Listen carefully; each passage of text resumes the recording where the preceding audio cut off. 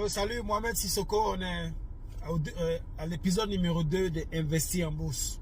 Hier, on a planté le décor dans l'épisode 1. Tu as une idée maintenant de la bourse.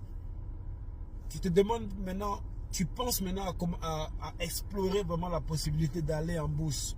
Comme je l'ai dit, tu as besoin d'un intermédiaire, un broker.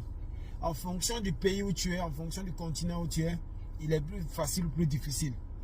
En Afrique, par exemple, il faut que tu approches ta banque pour demander si ta banque elle fait des placements en bourse pour ses clients. Et la banque pourra te guider. Parce qu'il y a des banques qui ne le font pas, il y a des banques qui le font.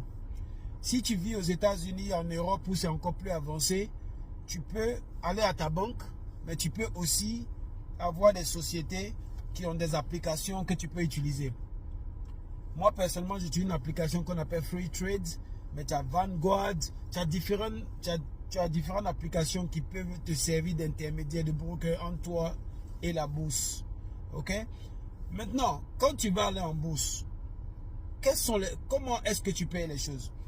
Quand tu vas en bourse, tu peux acquérir des sociétés par action, c'est-à-dire une société comme McDonald's, Coca-Cola, etc. Ils ont leurs actions qui sont là. Et dès que tu achètes une action, tu es propriétaire aussi de la société. Et comment est-ce que tes actions peuvent te rapporter de l'argent? Ok? Ce que tu dois savoir, c'est que quand tu détiens des actions dans une société en bourse, cette société, en fonction des sociétés, il y a des moments où ces sociétés payent des dividendes. C'est-à-dire, en fonction du nombre d'actions que tu as, les bénéfices qu'ils veulent partager dans cette période-là, on divise ça entre les actionnaires. Il y a des sociétés qui paient les actions une fois par an. Il y a d'autres qui payent 2, 3 fois, 4 fois l'année. Comme par exemple, j'avais des actions avec Aviva Assurance. Et c'est chaque 3 mois, ils te payent. J'avais des actions aussi avec Airtel Afrique. Et c'est chaque 6 mois, ils te payent. Ok? Donc, en fonction des compagnies, elles ont leur période où elles payent les dividendes.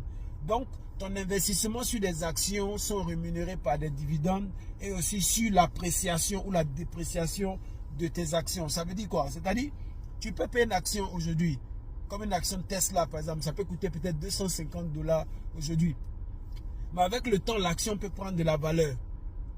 Donc, ton argent augmente. L'action aussi peut baisser en valeur. Mais dans les deux cas, que ça monte en valeur ou baisse en valeur, si la société a des dividendes à payer, tu seras payé en fonction du nombre de dividendes que tu as. On va te dire par exemple, sur chaque action par exemple, je donne un exemple simple, Aviva par exemple,